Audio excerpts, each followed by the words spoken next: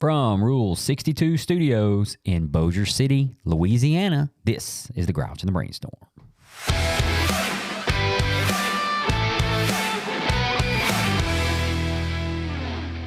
Episode 28. Oh. Yeah. Said that in my best post-Halloween voice I could possibly say it in.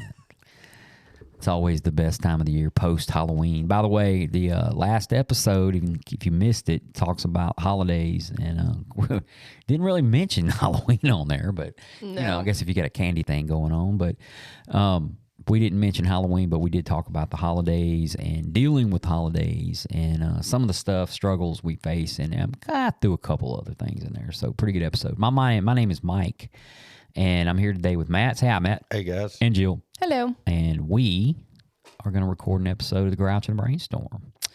And today's choice of topic.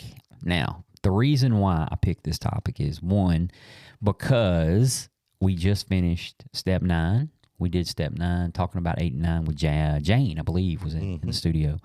We talked about steps 8 and 9 and the things that go in there. And step 9 has some things that go along with it. And they're called the 9-step promises, right?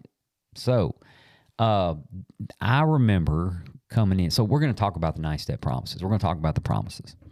And I remember coming into the rooms, and we had a promises meeting every Wednesday back when I got to the Koala Club. And that's been a while ago, but I think we still may have a promises meeting. Wednesday. Yeah, okay. So, well, we switch on. Sometimes we talk about the promises. Sometimes we talk about principles, you know, but we've never, even in the past 12 years, we've never really geared away from either one of those. I think one time we did have a step, but now we have a step meeting every Saturday and a big book study every Sunday. So but we discussed the promises. I was not interested in the promises. Number one, I do not like promises. I don't like the word. It just didn't resonate with me well.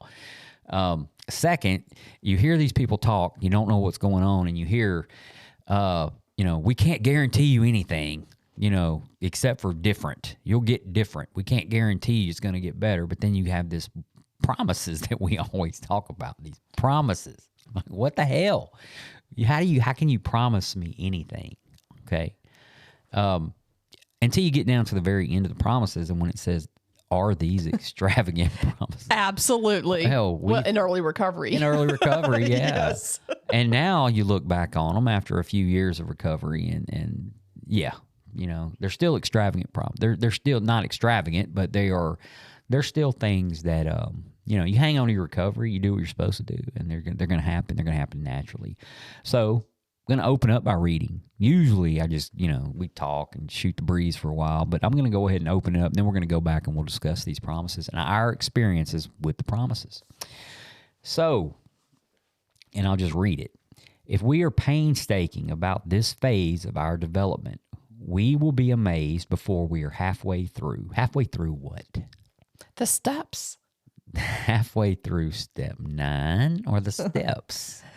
I would say the steps after like 5. Okay. I could be wrong. No, I'm not. I don't know if there's a right answer here. Oh, okay. I was like, Good question. Yeah.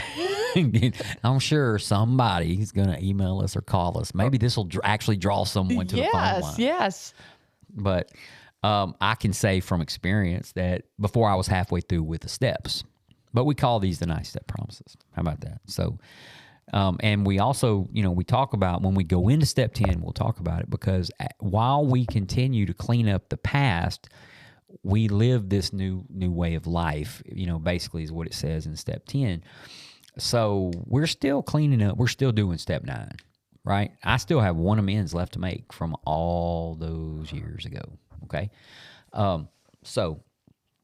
But if we're painstaking about this phase of our development, we'll be amazed before we are halfway through. We're going to know a new freedom and a new happiness. We will not regret the past nor wish to shut the door on it. We will comprehend the word serenity, and we will know peace. No matter how far down the scale we have gone, we will see how our experience can benefit others. That feeling of uselessness and self-pity will disappear. We will lose interest in selfish things and gain interest in our fellows. Self-seeking will slip away. Our whole attitude and outlook upon life will change. Fear of people and of economic insecurity will leave us. We will intuitively know how to handle situations that used to baffle us. We will suddenly realize that God is doing for us what we could not do for ourselves. Are these extravagant promises? We think not. They're being fulfilled among us, sometimes quickly, sometimes slowly. They will always materialize if, and if is in italics, we work for them. And that is the 9-step promises. So, we're going to break them down. Let's break it down. Should be some music right there. Dun, dun, dun. Some of that Coleman music. We're going to break them down. And we go, hey, we're going to break them down. Let's see. Can we play that funky music? Let's see. I don't know. We're going to break them Coleman down. Walker. Okay. Whoa. Albert Levine's going to break them down for us. What was that? I don't know. Mike, you're a terrible DJ, man. I just Well, go, I love to talk about the 9-step promises because, well, like probably with any newcomer, I remember being in treatment and reading that and just crying. I mean, I cried a lot in treatment, like a lot. And those made me cry. Because you're promises right. made you cry? Yeah. Okay. That it was an extravagant promise. I mean, it was like, you expect these things to happen in my life. None of that had ever happened. That's crazy. Like, how do you know? And yeah, I mean, I definitely was in a hopeless state of mind at that point and never thought things would ever really change. But I did work the program. And throughout, I guess, the years, they all have come true and they've stayed true. Now, I was on that sometimes slowly bus, and it took quite a while. And I think it's just more of me like growing spiritually is how like I stay at ease when it comes to those. It's really based on my spiritual, what's the word I'm looking for? Growth? Well, condition, absolutely. Because I can easily, if I get in a pissy mood or if I'm not into meetings, I will start thinking that I need stuff that I can't afford or whatever that is. And then I start feeling financially insecure. Like it's all about how I take care of my sobriety and, stay in touch with my spirituality, because I feel like I will lose those if I don't. Does that make sense? Oh, yeah. I mean, I'll get irritable, restless, discontent, and then those will all kind of like slip away as far as that. But they all came true. And I really, I still to this day remember crying, thinking this will never be me. And you don't understand, I've never had this kind of stuff happen in my life. And it's beautiful to me to realize, wow, how did they know? Had to be from experience. Mm-hmm. But who's to say that, just because we went through it, everybody will? Yeah. And I just think that's wild. It's definitely hard. It's something hard to be sold on. It absolutely is. And then for you to say, are these extravagant promises? We think not. Excuse you. Yeah. Who the hell are you? Well, they didn't because they had worked the steps. I did because I hadn't worked them yet. So I thought that's not But that's a lot for a newcomer to read and be like, I'm in, man. Because that just sounds, to me, it was complete bullshit. Yeah, I gotta go with you on that. I mean, complete. Yeah, I didn't even want to look at them, man. I'm just that's for all these people that talk all this heavy game in here. Well, it definitely wasn't going to be something that I would experience. And the fact that I did still makes me want to cry, because looking back where I was, that was the scariest place I've ever been. And it just gives me hope. It just, those started coming true. It just encouraged spiritual growth, and persistence to do just that, because like things were coming true that I never thought would. Isn't it crazy how that works? Yeah. It absolutely is crazy. And so now, now that I have faith, now that I believe, now that I have a higher power, believe in a higher power, it's like I have hope for things that I never thought I would, because a point in my life, I thought those never would. So I know I keep saying how it's just profound. It really is. Because I knew they wouldn't. I knew the steps wouldn't work. I knew all of that. And I'm glad I got proved wrong. I'm so glad of that, because I was very narrow-minded at that point and closed off to anything spiritual, religious, or anything that would even suggest my life would be better. Yeah. What about you, man? Because we just don't know any other way to be. So it just seems so, I'm like Jill. A lot of what Jill said is it's, you come in there and you're sitting in there every day and you're reading that stuff up on the wall, and it's like, yeah, it's not going to happen, So they don't know who they got over here. Right. It's so unique. Me, So I had literally prepared myself just to be restless, irritable, and discontent, for lack of a better word, for the rest of my life. Yeah. So absolutely. Kind of wiggy on that one, too. I'm just going to have to tough this one out, Maybe in the next life, I'll be. Yeah. Yeah, how lame it's going to be. Yeah. This is getting ready to suck. So, and then everybody's in there laughing and joking, and I'm like, they're on something, though. They got to be, something's going on. But I kept going, and then started looking up as I went along, and little things were starting to be a little true. And I was like, okay, I can see what they're saying on this. It's not happening yet, but I always tell this, like the financial freedom thing, the different promises that are in there. You have to look at all that with gratitude as well. And I don't think there's anybody that has any amount of time in the program or in recovery that does not have gratitude. Like, I don't know anybody. And why still be there if you don't have any? I think like the old man at the park. I hate everybody and I hate this bench. Yeah, to come from where you did to where you are, and I've had sponsees go, well, I don't have 10 grand in the bank now and all this stuff.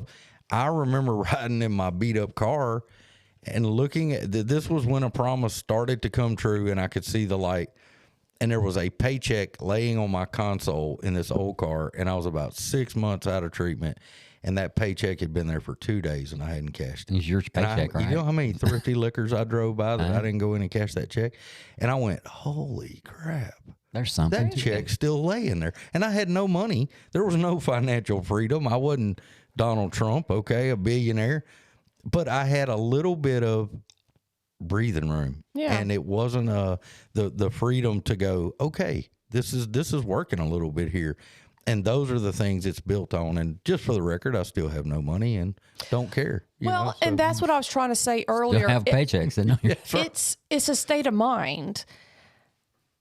Then I didn't have any money, and I was so scared, and it was like, what am I going to do with my life? How am I going to pay off all this debt? Well, 13 years later, I am still cleaning up the wreckage of my past, my financial wreckage. Hey, man, pile it up. I did. I definitely did. And it's like, well, I know that's true, and I still owe money, and there's still things I'd rather spend my money on, but I'm financially secure.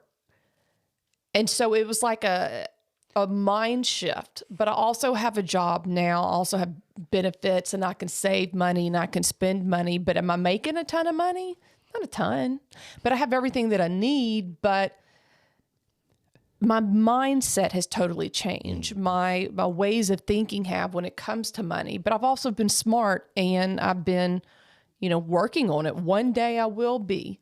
And that will be pretty cool. Well, and I think it's interesting, for lack of better words, that we jump straight to that promise.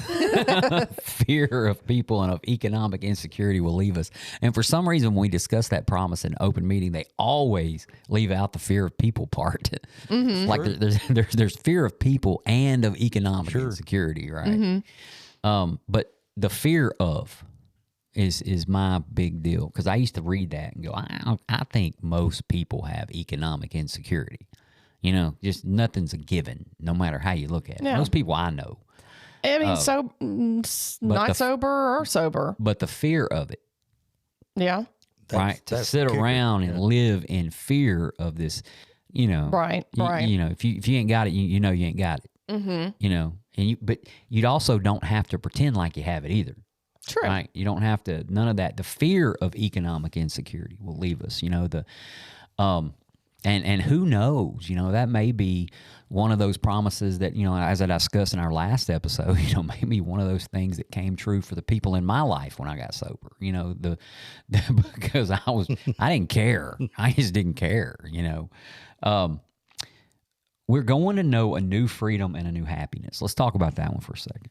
That also makes me want to cry. Well, Jill, is that why you jump straight to Jill's going to cry the whole episode, guys. I'm sorry. Yeah.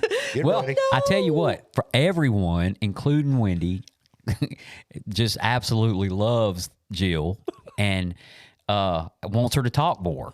Yes. So maybe this is the one that, you know. This is the episode she breaks out.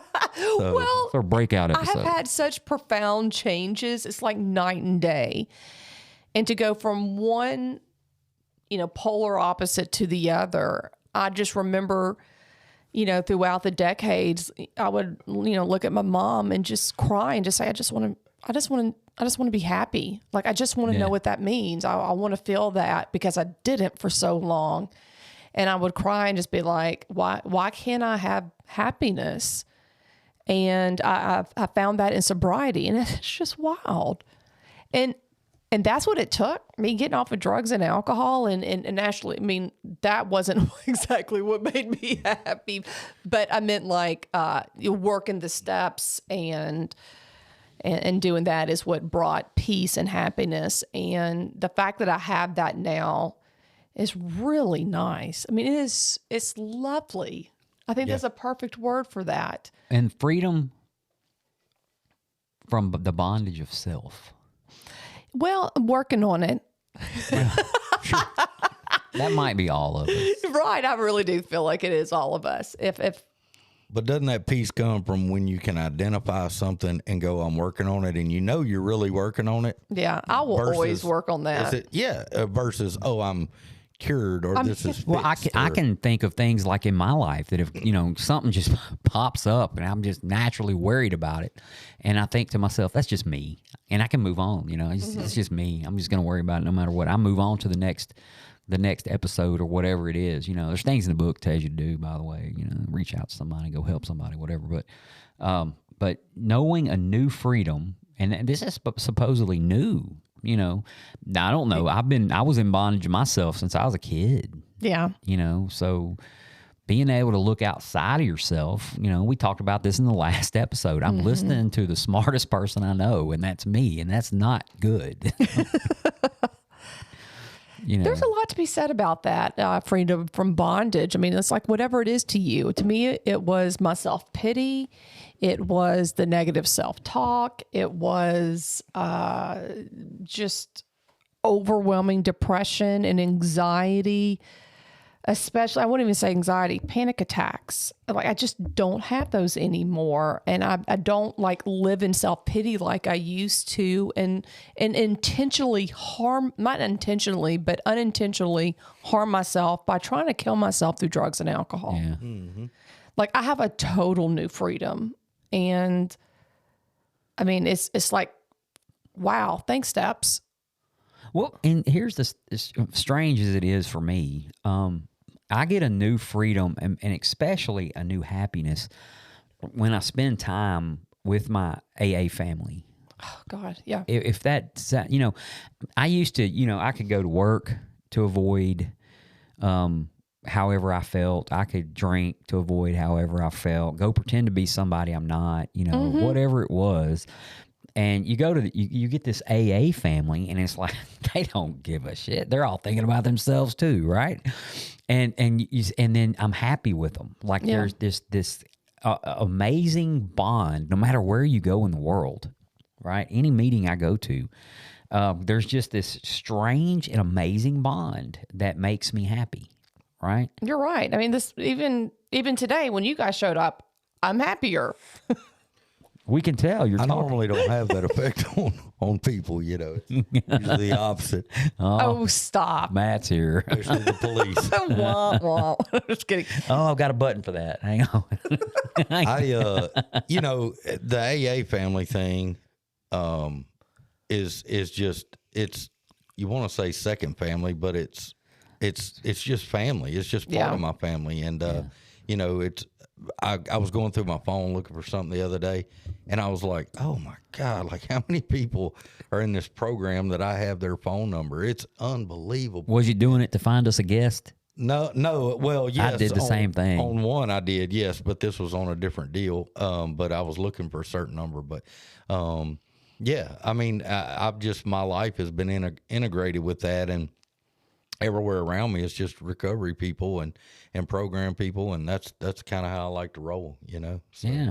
No, I get it. In our text threads. yeah, well, You can't tell me it doesn't that bring. up in public. It does bring joy, but some of us are sicker than others. Well, That's all I'm going to say. a lot of the folks in our recovery family have a really sick sense of humor. Yeah, I'm one of them. Yeah. and, I am too. Thank God there's a group of people to keep me out of prison that I can text as well, because then it doesn't get out. You know, You don't always say, I wonder what they're gonna think if I do this. these people don't care.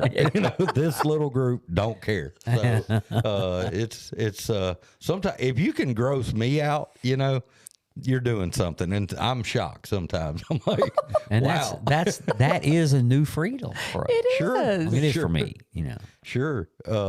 You know, Cal has not been on here yet, but he said he would, and he's working out of town. He's awesome. But I figured out real quick, him and I pretty much roll the same up in our head, and that's Same with yeah, I get and that. it's pretty funny though, you know. So. Yeah, and then I came along. You're like And Jill, a woman? but me and Cal look like degenerates. Jill looks like, you know, a School teacher. Sunday school Librarian. teacher. Yeah. But she's worse than me and Cal combined. I'm just going to say it. You know, Someone so told me the other day I look like a school teacher. What the hell is And that supposed to mean? kudos to Jill on the Halloween costume. Yes. Did you see it? no. Yeah, it was and I know the audience is probably thinking it was the naughty school teacher costume, but it was Michael Myers. Oh wow. And it was the real deal. Look at that. Dang. I scared the hell out of the people at the Halloween party I went to. I just walked in my pocket. I had a speaker doing the Michael Myers, you know, dun, dun, dun, dun, dun, whatever. And I just stood there and stared at him with my real machete. Yeah, that was the first question. That's your machete, You can right? imagine yeah. real weapons would probably. Yeah. So not only does it have the use that it's meant for, you know, killing people. I'm just kidding. I meant, you know, chopping down brush and whatnot. I could use. And whatnot. You know, speaking of Halloween, this is off subject a little bit, but I go to treatment, right? I'm wigging out, still detoxing. I'm at the hallucination DT's point of this deal, right? I'm laying in there at night trying to sleep. I'm not sleeping. I'm sick. And I don't know how many people have seen that horror movie, The Purge, but Yeah. they play a horn when it's time for the purge, and they come in and kill everybody at night, and you can do whatever you want. It's like an alarm, and it has this odd sound. Okay. So I had recently seen that movie before coming to treatment, and I'm laying in there, literally I'm hallucinating. They end up sending me somewhere else for a few days to get rid of that problem. But as I'm laying in there, 2:00 in the morning, this was the second day I was at this treatment center. I start hearing that horn go off for the purge in the middle of the night in the treatment center, and I went, "It's over. It's with. go time." This is a wrap. Like, I've died and I am going to hell. You know, I'm scared to death. This goes on for 2 nights. 2 nights. On top of all my other issues, I'm hearing the purge horn 2 nights in a row. The second night it went off, about the third time it went off, I jumped up and ran down the hall to the tech and I said, "Are they coming to get us? Like, what's going on?" And he goes, "That's a dude's sleep apnea machine going off, bro." Like, that's where I was at. So it was just beeping in his room or whatever. But yeah, so that was about a Halloween as I get, you know. Yeah. So how about this one? We will not regret the past nor wish to shut the door on it. You know, that brings to mind, you know, when I hear that promise as a newcomer, I'm thinking, man, I'm making a fresh start. Why wouldn't I want to forget all that stuff? Right. Mm-hmm. Right? You know, of course I regret it. Yes. I wish none of that stuff ever happened. Yep. And regret on that one, that's kind of one of them. I regret what people around me had to endure. Absolutely, yeah. Now, looking back on what I did as far as my own stuff, if it doesn't affect anybody else, I don't have any regrets on that, because today, when somebody's trying to figure it out, we all can, and you can go there and go, "Hey, this is where I was," and it's immediate street cred, if you will, with that person. But yes, as far as the effect it had on my kids and ex-wife and family members and stuff, yeah, I still have some regret on that. And, I may always have a little bit, and that's probably a good thing, because it sort of keeps me mindful of what I'm supposed to do today and do better at that stuff. You're right. I mean, there's plenty of things that I wish never happened. Yeah. And I probably do regret, and I do regret them. But this is the deal, like, all of that happened for a reason, and all of that has made me stronger, and all that led me to change my behaviors. Sure. And to also help other alcoholics achieve sobriety. So I wouldn't be where I am without all of that, with all the ugly and all the other things that happened. Like, that helped build me. Yeah. And it's important. It's just important. I wouldn't be where I am now. And then it's another thing, if I wish to shut the door on it, or I regretted it to the point to where I just shove it down, just another one of those things to keep me sick. Yeah, absolutely. And to Matt's point, though, you get some really good street cred in AA whenever you can use your past as a tool to help other people understand what they're going through. Right. Well, I don't use it. Before I used to suppress it, like you were saying, and that just fueled my drinking. I used it as a crutch, but now I use it as a motivator, as a way to help other people that have been through the same thing. It's funny, too. You hear people talk about stuff. I was talking about this with somebody the other day, and they go, yeah, I did this, and this, and this, and they name off 10 horrible things, and I was doing these things, and you go, wow, why would somebody just say that out loud like that? And you start to realize, though, that people have worked a process, and they're over it. Yeah, they're over it. They've moved on in life, and it's just matter of fact. A, B, C, D, E, F, G. This is what I did, and what I was, and you can kind of hear the people that have just moved on, because it's not an emotional deal. This is what I did, and the people that we hurt not necessarily have moved on, sure, and haven't necessarily got over it, right.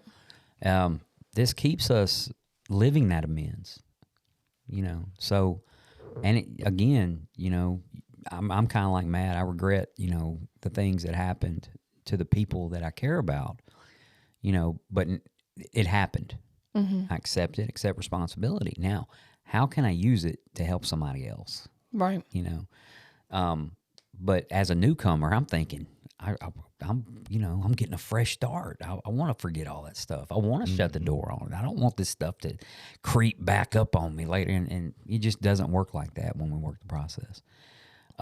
We will comprehend the word serenity, and we will know peace.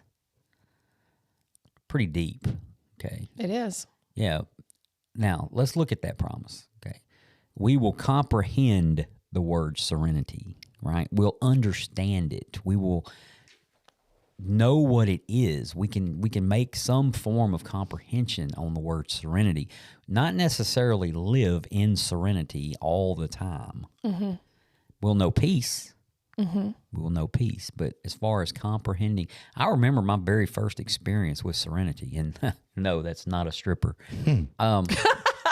my very first experience with Serenity was I was out at the park with my daughter, and all of a sudden there was just this. I don't know, 3 or 4 months sober, somewhere in there.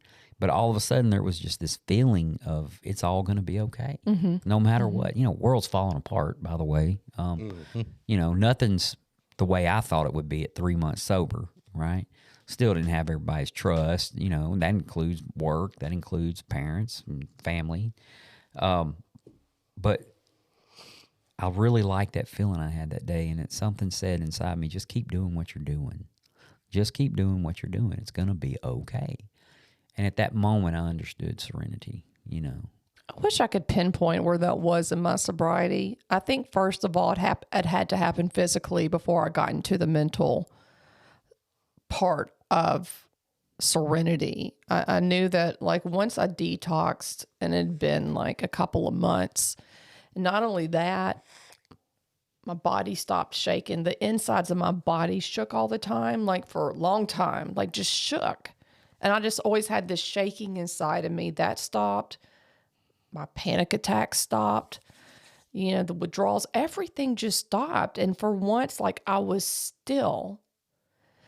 And I think still could also be like another word that could describe serenity. Like, physically, I was serene. I was in a state of fight or flight for a couple of decades. And that feeling inside of you is just horrific. And the fact that was gone was like, wow, okay. Like, I'm still for the first time. And then moving into the emotional or spiritual one was really amazing. When I finally finished the steps, and I knew I felt serenity. Yeah. Like, I felt peace. And now that I have felt that and I have that, that's not something I'm willing to give up. I'm with you. It's hard to let someone in your life that takes that away. Yeah, I don't. Yeah, no, I get it. I get it. Like, I like my serenity. No one's gonna mess with it. I think it spiritually too. It just comes back to when you deal with situations and you go, well, this person isn't God. They don't get to make a decision on my life. I know who God is. He's in control of it. Whatever the situation may be involving people or situations, none of that is God. He's going to have the final say in that, and I don't get it, nor do other people around me. And that's a pretty calming thing to just go, you know what, it'll happen the way God wants it to happen. So I'm just going to be along for the ride, and I have very little I can control, and I'm just going to try to control that little bit of stuff I can, and the rest of it's God's deal. So, you can breathe easy after that. It is. Once you let go of that need to control and realize, like, well, I don't have to have my hands in everything. I can literally just sit back, relax, and let things happen as they do. That also brought serenity. Mm-hmm. And that was really hard. Because I played tug of war for really long time, into 5, 6, 7 years, because I just truly thought I still had some kind of power. And now it's just like nothing gets to me now. Mm-hmm. Maybe something does every now and then, but that's just probably my either hormones or my spiritual condition. Yeah. I got to be honest here. Well, yeah, I guess we don't have much about hormones in the book. Yeah, that's another book. A whole other definitely deal. Factors into women's recovery. Oh, I imagine. And we've talked, I've talked to a lot of... Factors into ours, too. Well, it's... Well, and a lot of us talk about that. I remember when I first got sober, I was like, just once a month, I'd just go batshit. Is that why they have women's meetings? Hey, we have a lot of women listeners. And my sponsor made me track it and was like, oh, okay, so I'm not losing my mind once a month. Mike and I both thought the hormone Are y'all at the same time. That's why I'm still giggling. You're beat red, Matt. I had to push the mic away. We have to deal with that too, just like y'all do. Oh, I'm sure you do. We have to deal with y'all's hormones. So yes. But yeah. Some are worse than others, though. I will say that. Sure. Some are way worse. But anyway, yeah, that's a whole other deal. Yep. So the next promise, no matter how far down the scale we have gone, we will see how our experience can benefit others. What do y'all think about that one? I just had this conversation with a guy, and I say a kid, he's about 20 years old, at work earlier this week. And he's like, man, I've got this, this, and this. And he names off all this horrible stuff. Y'all know how we are when we get here. Your life's in shambles, and it's insurmountable odds. And he's just like, Mom, it's over with. It's over with. And I just looked at him. I was like, what a great story this is going to make, you know? Like, dude, you're going to have a great story if you can stick with this. And how many people could he help with that story? And he just looked at me like, what? And I was like, man, like, but he doesn't realize we're all there in one way or another. It sure doesn't feel like it when you get there. No, it doesn't. It's not a lot of fun. But there ain't no way I can help anybody in here. Yeah. Well, yeah, because I couldn't even help myself. So how am I supposed to help someone else? And plus, the amount of self-pity and destruction I've done in my life, like how could I possibly help someone? Right. But it took me rebuilding me and healing me and to learn that I could help others. And that wasn't something that happened for a while. I mean, I didn't sponsor till about 2.5, 3 years sober because I was still like, oh, I'm so bad and I'm so far gone. No one understands. And that's where one of the biggest miracles in recovery came, is when I actually did that. Yeah. When you started sponsoring people? Yes. Absolutely. Yeah. Because I think I realized for the first time, like, okay, wow, I'm not a worthless piece of shit. Yeah. And I've learned from over the years, just from sponsoring different guys, you can, you get some that have a worse story than yours, and you get some that don't have one that's as bad as yours, and just kind of evens out. And, just no matter how far, we're always going to be able to help somebody, and that's something that I never thought was possible when I got here. I didn't think I'd ever be able to help anybody. Yeah, for sure. Damn sure never thought I'd be doing a podcast on recovery. But isn't it funny, too, right? Talking about going down the scale, helping others does not necessarily mean 10 years sobriety versus 30 days sobriety. I've had people help me that were 2 weeks, just got out of detox, and something they said or brought up. And then I talk to people that's got 40 years, and like you guys got 10 years plus. Y'all help me all the time with stuff because I get to gauge kind of the direction I'm heading, and a lot of times y'all don't even know that, but I listen to a lot of y'all stuff, and, so we all help each other. It doesn't matter time length or amount of sobriety type thing, but, we can all help. So that feeling of uselessness and self-pity will disappear. Now, that's a good one. Yeah, will disappear, like go away. That's in there. I'm kidding. I mean, the uselessness part has totally 100% gone away. I feel useful. I'm a productive member of society. I do things now, and I enjoy doing that. Self-pity, though? That's whack-a-mole for me, buddy. It's, pop, pop, pop. Yeah. It's still, but like I said, it was a character defect. I don't feel like those totally go away. I feel like they are more just, what's the word? Tamed. And there are times when they flare up, and that's when I work a little bit harder than I normally do. And then they go away for a long time, but disappear. Nah. Yeah. I just rode down the road the other day, and I was in my head doing something, and I was like, you idiot. Like, I could hear it just starting. Mm-hmm. And somebody called me, program person calls me, and they're like, what are you doing? I was like, I'm riding down the road just thinking about how horrible my life is. And I just go into this whole thing, and they're laughing, and I'm like, I'm glad you called, I'm just, right? There it is. I got it, man. Hang on. I got it. There you go.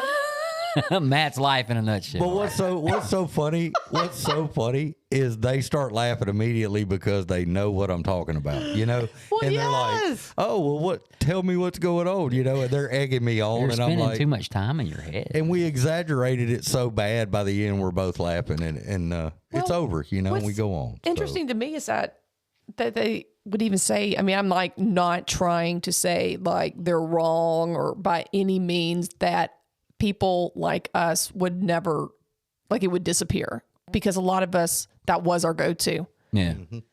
And just like with any defect of character, if we don't stay on top of them, they can flare back up. Oh yeah. Well, for me, the uselessness part, 100%, it's disappeared. You know, I find myself when I dive off into self-pity, I can get out of it really quick. Mm-hmm. I mean, that's gratitude. Yeah, well, I mean, I just generally just tell myself to stop feeling sorry for myself. Yeah. Move on. Mm-hmm. You know, you're thinking too much, got too much, you know, think about something else or whatever it is. Go do something. Yeah. Yeah, get up off of it and go do something. But Absolutely. I mean, a quick deal with that is gratitude. And you're feeling, you know, I get that crap and I go, wait a minute, dude, what are you doing? Or usefulness. Look, yeah. Well, I can tell you now, back in early recovery, like first 6 months, I wouldn't want to go home and be by myself just because I knew I would sit and feel sorry for myself. Right. You know what I mean? Totally. You know, kind of like when we do the steps and we identify that we're the problem, you know, I mean, it just still doesn't make the problem go away. It's still there. Yeah. I mean, it's changed a lot with me. It's not like it used to be. And used to be it was just 100% all the time. And I worked the steps through, you know, for loneliness years ago, and it changed big time my life. And it's great. I don't feel lonely anymore, so I don't really get into that kind of self-pity anymore. I feel solitude and I feel peace. But it's not to say it can't creep up every now and then. Yeah, I'm with you on that. All right, our next one. We will lose interest in selfish things and gain interest in our fellows. Now, Matt, did you think all those years ago you would have a job in a treatment center? No, I thought I would be, if I was lucky, a permanent patient in one, but not working at all. Fair enough. I never actually thought that I would do anything, go out of my way at all to ever, you know, help people. Yeah. You know, it was all about what I could get next, you know, whether it was a car, boat, fish, good time, fun, you know, whatever it was, you know, it was always about, my days did not consist of doing anything for anybody other than for myself. Mm-hmm. Yeah, same. Yeah, I just didn't think that, you know, and I could justify it by saying I've got to look out for number one. I'm not, you know, blah, blah, blah, blah, blah. So I'm going to tell something about somebody in this program that was pretty cool, and I'm not going to say their name, but I started this new job a week and a half ago. Also had some health stuff going on, so I got to change my diet, and that's, you know, bye-bye Bluebell ice cream. We'll just put it that way. You know, there was almost a funeral for Bluebell at that point. Sad. But I was like, not talking about self-pity and just a touch of depression, you know. Yeah. It's like I can't. Like I done quit one thing in my life. I mean, my God, I told the nurse on the phone, I was like, what else do I have to quit with y'all? You know, you got this list here. Just go ahead and give me all of it at once. But anyway, just kind of was feeling weird and never, you know, not a big thing at all. Just going on. It's a life adjustment, 2 or 3 at a time. And I kind of am familiar with that at this point. I know what's going on. The other person, this was never brought up with them. I kind of with self-pity bullcrap come home the other night, and on my front door there was a card. And this person had handwritten this big card. It was the sweetest thing ever. And like I walked in, I'd worked till 11, so I got home about midnight, and I'm like, who left something on my door? And I pick it up, and that's what it was. And it was about the situation in life right now. And it was so sweet. And it was somebody that just in their own head was like, this person may need a little help, you know, and I need a lot of help. But been sitting outside your house for a while, man. I know. I'll be like, you never came home. I left you a card. It was me.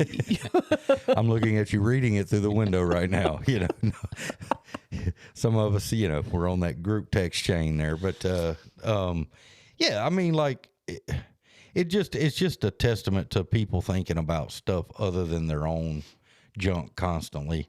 And you know, and to that extent, when I do things for other people and I'm thinking about other people, that gets me out of my junk, and I tend to look back at it more black and white and go, okay, this is that, and I move on. So, you know, if you think your life's in bad shape, come hang out at a treatment center a little while, and you'll be very grateful to get in your car and go home and go, you know what, I don't have that today. Right. So, or come where I work. Well, you can't, but Yeah. You can go the hard way. you can.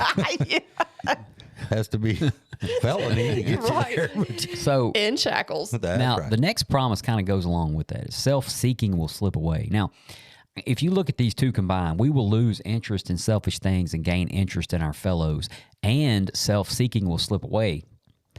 How many times have we heard in AA, mind your own business? You thought about that? So, yeah, you know, our business ends at the end of our nose, and the reason I've lost my serenity is because I was in somebody else's business. However, that can't be in mine because self-seeking. So, you know, not to confuse anyone, that's not what that's talking about, right? It's our my genuine concern for another alcoholic. You know, I'm going to take my time. I might have had something to do, you know, and I'm going to spend that with another person because I'm not worried about getting in their business. I'm worried about their well-being, Right. you know, and self-seeking will slip away, goes right into that because, you know, again, I go back to where it used to just be all about me. And now I can say, you know, what I got going will still be going later. I'll take care of that. This is something big, right? You know, and if someone asks you to tell your story, I always tell it, no matter where. I don't care if it's a convention or just a local clubhouse. You know, it could be 10 people, it could be 1,000. You know, it doesn't matter to me. You know, I want to tell the story because there might be that one person out there who says, you know, there might be a little something to what this guy's got to say. You know, Yeah. but self-seeking will slip away, and that doesn't mean you got to mind everybody's business. Yeah, I mean, I think minding business versus trying to help somebody too, and recognizing there's an issue you can help them with, goes back to intent too. Am I doing that because I want to talk Motive. trash, or do I really want to help somebody? You know, so that's two different deals. And we talk right about there. motive in AA a lot. You know, what is my motive? Am I genuinely want to help this person?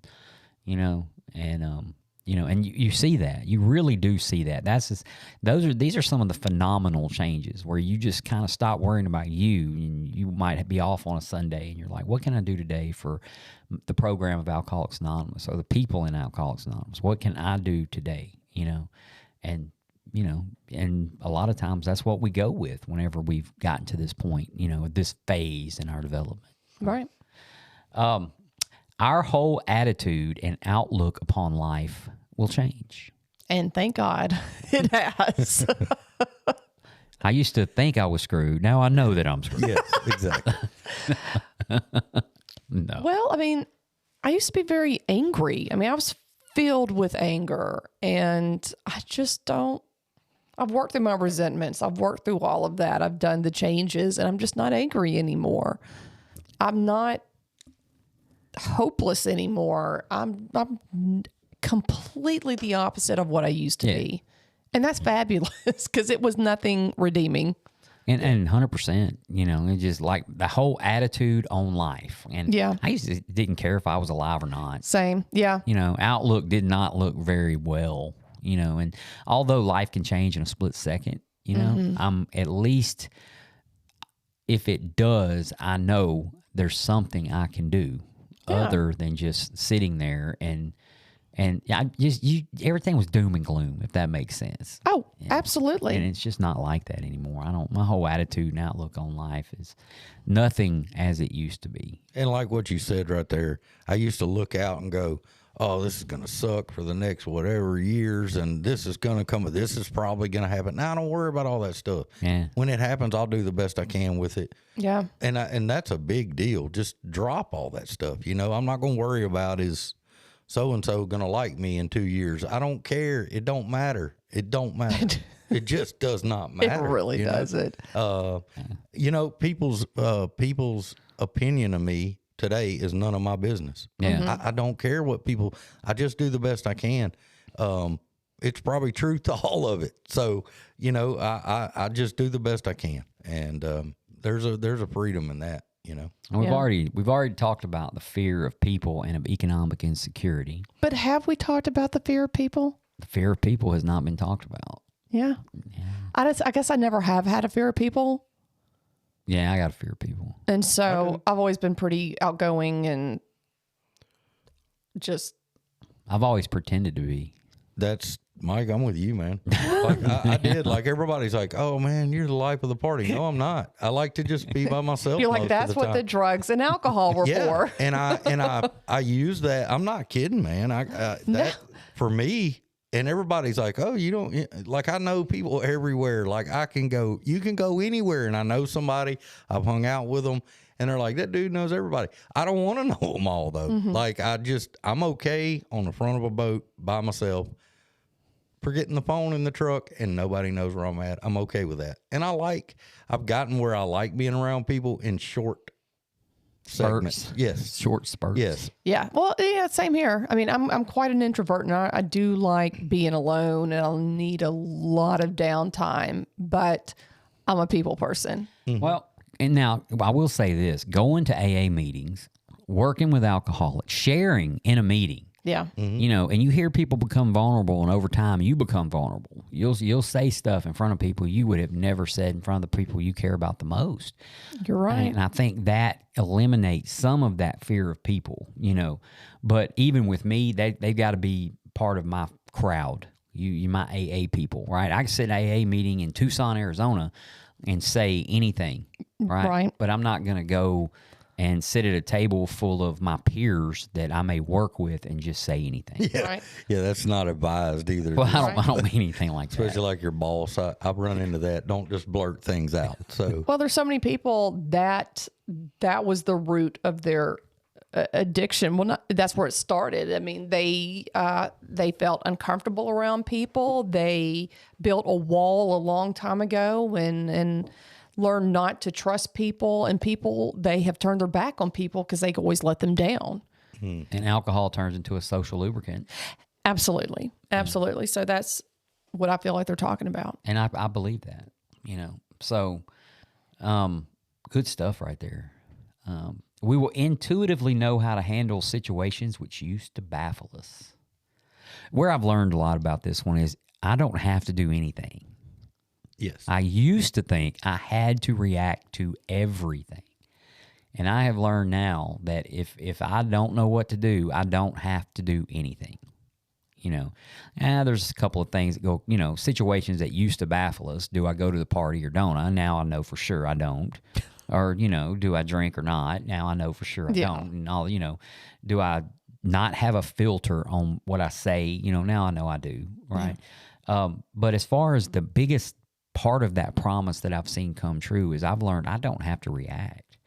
You know, if people are trying to get a reaction out of me, I don't even have to acknowledge the fact they're trying to get a reaction out of me. I don't have to do anything. I can sit quietly and do nothing, just as it says on page 13 in the big book. Which is nice. Yeah. I really did feel like I needed to interject me into a lot of things that didn't need to.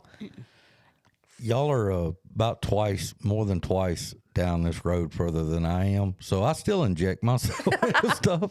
And then I regret it instantly. Mm-hmm. And I really, this year, that's what I worked on is just silence. Just, and walk off. And Well, arguments don't last very long when you don't say anything. Joe B says quite often, I've never been in trouble for something I didn't say. Right. yeah. And then normally when I've given it time and I'll say this one, I was on a tractor. This was a program and a God thing. And it was a big deal. My ex and I were having some child discussion about what to do with kids and things we're going to do. And I promise you, nobody can push the buttons like that one can with me. And that's just from the past, you know, a lot of long years in the past. And, so we had to have a conversation about them, and 2 times in a row, I was ready to have that conversation, and I went, nope, because this is going to really, I know where I'm at. So a week and a half later, we ended up having the conversation because I put it off. And I managed to sit through it, and it was probably the most productive peaceful talk that her and I have had in 10 plus years. And we actually came to some common ground. I didn't like the whole conversation. I was uncomfortable. I kept my mouth shut a couple of times. But that is just a credit to this whole program of being in, because it would have been burning it to the ground in the past. And I'm proud of you for that. I mean, and we actually discussed how we should deal with each other on things, which was weird. And I said, I would appreciate it. We would get a lot further with this if so-and-so. And she said, well, this is this. So we've actually been okay. And that's been a journey, to work on it. And what was funny at the end of it, instead of having to have a decision made and a winner, we both said, let's just pause on it and let's give it a little time and see how things go. And that was, to me, I was like, okay. And I got off. I was out in the middle of nowhere on a tractor, and I got off the phone. I was like, holy crap. Who is this? I just had a conversation with the devil, No, I'm kidding. Dana, I'm kidding. But yeah. No, she's pretty cool. We had a flyer at the club for the Halloween deal at one of the clubs, and there was a witch flying in a broom on it. And I was reading the announcement, and I said, hey, they put my ex-wife on there.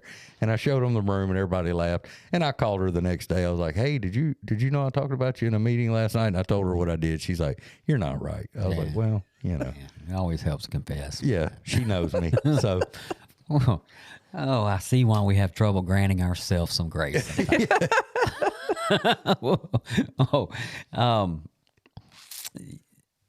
Now, I'm not going to call this the last promise, because a lot of people don't really have them numbered. But this is the last one we're going to discuss today. We will suddenly realize that God is doing for us what we could not do for ourselves.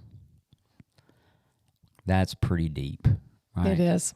And I still find that happening all the time. Something will just happen to prevent something that I was not quite sure about. Mm-hmm. And I realize that's just God doing for me what I can't do for myself. I just don't have the ability to do it, Yeah, and what's so awesome about that is I can look back on my life, even back in my addiction when I didn't believe anything, and see that it was happening then. And it was like, wow. Yeah. Wow. But And it is a suddenly realize, I actually just suddenly realized that God is doing for me what I couldn't do for myself. I don't know how it works.